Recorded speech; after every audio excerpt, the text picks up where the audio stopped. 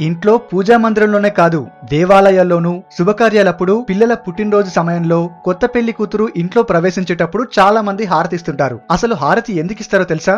ఎక్కడ హారతి పట్టినా ఓ ఆరోగ్య రహస్యం అందులో దాగుంటుంది. శుభకార్యాల్లో అనేక మంది ఒకే చోట చేరుతారు, ఎక్కడెక్కడి నుంచో తిరిగొస్తుంటారు. అలాగే గుడిలో కూడా అనేక మంది భక్తులు భగవంతుని దర్శిస్తుంటారు. దానివల్ల పరిసర ప్రాంతపు గాలి కలుషితమవుతుంది, అనేక సూక్ష్మ క్రిములు చేరుతాయి. కర్పూరం వెలిగించి హారతి ఇవ్వడం ద్వారా దాని పొగకు అనేక సూక్ష్మ క్రిములు నశిస్తాయి, శ్వాసకోశ వ్యాధులు, అంటువ్యాధులు రాకుండా ఉంటాయి. కర్పూర హారతి ఎలా కరిగిపోతుందో అలానే మనం తెలిసి తెలియక చేసిన తప్పులు సమసిపోవాలని కూడా ఆ దేవుణ్ణి వేడుకుంటూ హారతిని కళ్ళకెద్దుకోవడమే అసలు సిసలైన ఆధ్యాత్మిక అంతరార్థం. హనుమంతుని ఆలయాల్లో హనుమంతునికి ఒళ్లంతా సింధూరం పూస్తారు. అలా ఎందుకు పూస్తారో మీకు తెలుసా?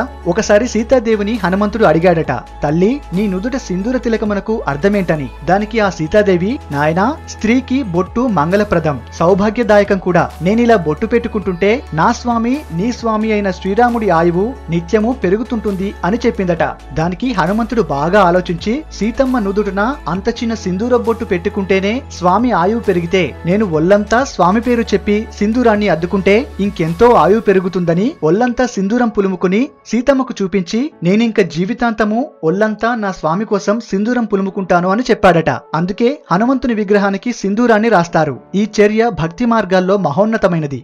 రామాయణం గురించి చాలా మందికి తెలుసు, కానీ వాల్మీకి రాసిన రామాయణంలో ప్రస్తుతం మనకు తెలిసిన కొన్ని విషయాలు లేవు. అవేంటో ఇప్పుడు తెలుసుకుందాం. లక్ష్మణుడు లక్ష్మణరేఖ గీయడం, సీతా స్వయంవరానికి రావణుడు రావడం, ఊర్మిళ నిద్ర, అహల్యకు శ్రీరాముని పాదము తగిలి శాప విమోచనం కలగడం, హనుమంతుడు శ్రీరాముడు వేసిన బాణాన్ని వాయుదేవుని సహాయంతో రావణుని నాభిలో గుచ్చుకునేలా చేయడం, జనకుడు సీతా స్వయంవరం ప్రకటించడం, ఇలాంటివన్నీ వాల్మీకి రాసిన రామాయణంలో లేవు. చాలా మంది గుడి లోపలికి వెళ్లే ముందు ఆ గడపకు నమస్కరించి వెళ్తుంటారు. అదెందుకో తెలుసా? ఇంటి గడపను అందరూ చెక్కతో చేసుకుంటారు. అలా కాకుండా దేవాలయాల్లో గడపను రాతితో నిర్మిస్తారు. రాయి పర్వతానికి చెందింది. భద్రుడు అనే ఋషి భద్రం అనే పర్వతంగాను, హిమవంతుడు అనే భక్తుడు హిమాలయంగాను, నారాయణుడు అనే భక్తుడు నారాయణాద్రిగాను అవతరించారని పురాణాలు చెబుతున్నాయి. భగవంతుడు ఆ భక్తుల కోసం ఆ కొండల మీదే వెలిశాడు. కాబట్టి ఆ రాళ్ల నుంచి వచ్చిన రాయినే గడపగా మార్చి ఉంచుతారు. నిత్యం దేవుణ్ణి దర్శించే ఆ గడప పుణ్యానికి నమస్కరిస్తూ, అలాగే అంతటి భక్తుని దాటుతున్నందుకు క్షమించమని, మన్నించమని వేడుకోవడమే గడపకు నమస్కరించటం. ఇక నుంచి దేవాలయాల్లో గడపని తొక్కి దాటకండి. వినాయక చవితి రోజు చంద్రుని చూస్తే నీలాప నిందల పాలవుతుంటామని పెద్దలు చెబుతుంటారు. కానీ అందులో ఓ సైంటిఫిక్ రీజన్ కూడా ఉందట.